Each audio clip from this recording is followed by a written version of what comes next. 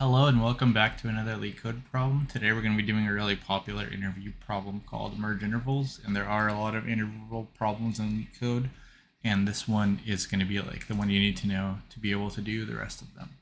So let's take a look. Given an array of intervals where intervals I start end, merge all overlapping intervals and return an array of non-overlapping intervals that cover all the intervals in the input. So for the first case, let's draw this out. We're going to have 1, 3, 2, 6, 8, 10, 15, 18. Okay. So we need to merge every interval that's overlapping. What does overlapping mean? Well, the end value of the interval before the next interval needs to be bigger than the start value of that one.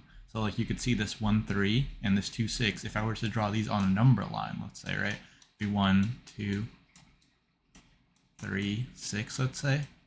And so the first interval would be like this, and the second interval would be like this. So they do have an overlapping region. And that's how you would look at it, is the end value of one interval is greater than the start value of another interval. Okay. And so how do we merge these? Well, let's actually look at our drawing again. So let's go 1, 2, 3. And so we need to merge these into one. It's actually going to be pretty straightforward. So you have two intervals like this. To merge these intervals, so you need to like get all of these. You need to get both of these into one interval. And so the one interval is just going to be this big thing. And so it's actually pretty straightforward. Once you draw it like that, it's going to be the start of the new interval is going to be the start value of the first interval, because that one's guaranteed to be smaller or equal. And then the end value is going to be whatever is greater.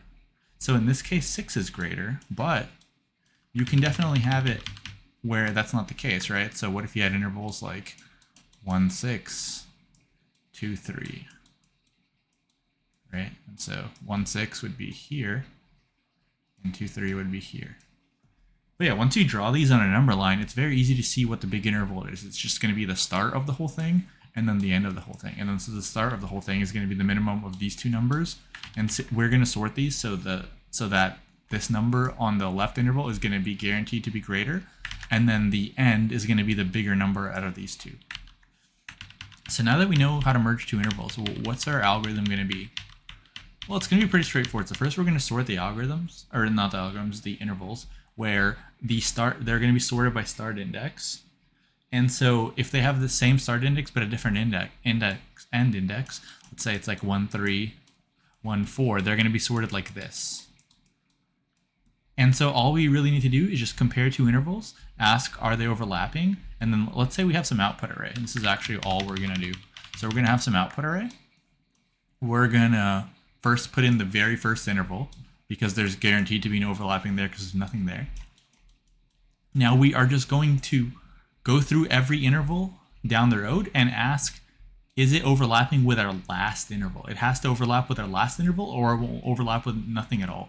Because the way we're going to have these intervals is our intervals are going to be non-overlapping in our output. And so if this is a 3, that means everything before this didn't overlap with this one. And so let's take a look what that would look like. So we would have this 1, 3, we'd say, is 2, 6 overlapping? Yes, it is. Okay, let's merge these two and let's update this. And so now this becomes 1, 6. Now we say, okay, is this 8, 10 overlapping? No, it's not. Let's just throw that in there. And then is 15, 18 overlapping? No, it's not. Let's throw that in there. And so that'll be our final result. And that is what they have. Now let's look at, so this is what we do. We literally are just going to put them in. We're going to put in the first one, and then whenever we're putting in new ones, we're always just going to compare to the last one. Because like I said, if these two do overlap, right, we have 1, 6 here. Now when we put in 8, 10, we're guaranteed, because these are sorted, we're guaranteed that this one is going to start with at most an 8.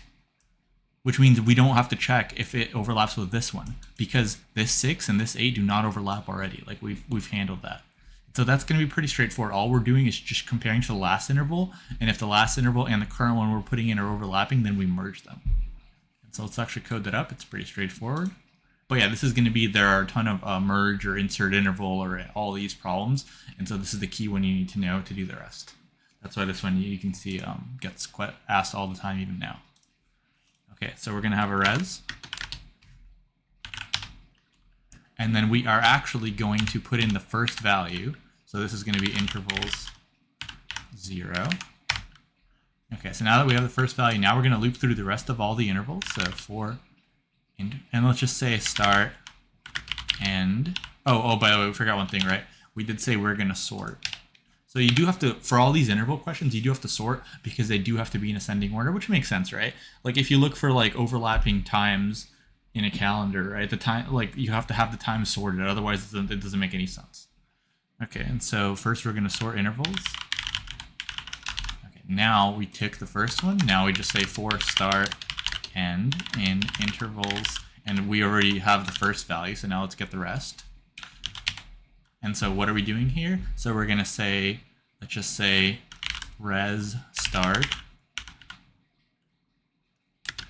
res end equals res minus 1. So we need the last value in res, and we're just going to compare here. And so how do we know if they're overlapping? Like I said, in order to know if they're overlapping from our picture, the start value of the thing we're putting in has to be greater than the end value of what we currently have in our last index. And so if start is greater than res end, then they're overlapping. And so now if they are overlapping, that means now we have to do the merge. And so we're going to do this, merge. And so remember, the start index is going to be whatever it was before, right? When we merge 1.3 with the 2.6, the start index is going to be the 1 still. So let's do that. So whatever it was in this res, which means res negative 1 equals res start. And now the end is going to be the greater value of both of their endings, right? So when you merge a 1.3 and a 2.6, you need to see which one of these is bigger, and that's what you need. So technically you can check which one of these is smaller, but the thing in our res is guaranteed to be smaller because this is a sorted list to begin with. So because we looked at something before, the start is going to be guaranteed to be smaller or equal, so we don't need to do that. Okay, so we're going to try to maximize this, so that's going to be res end and end. Okay, we maximize that. Otherwise, we can just throw the new interval on top, right? So like, let's say we did have this 1.326 and we try to put in the 8.10. If they don't overlap, we can just put the interval directly into the output. So we merge them, or we just put the interval in, and then we always compare to the last interval. And so here we're just going to be res.pend, and then we are going to just simply add this. Oh, we can even actually do, oh, that's fine, actually, start, and there we go. Now we can return our result once we went through the array. Let's take a look. And what do we have here?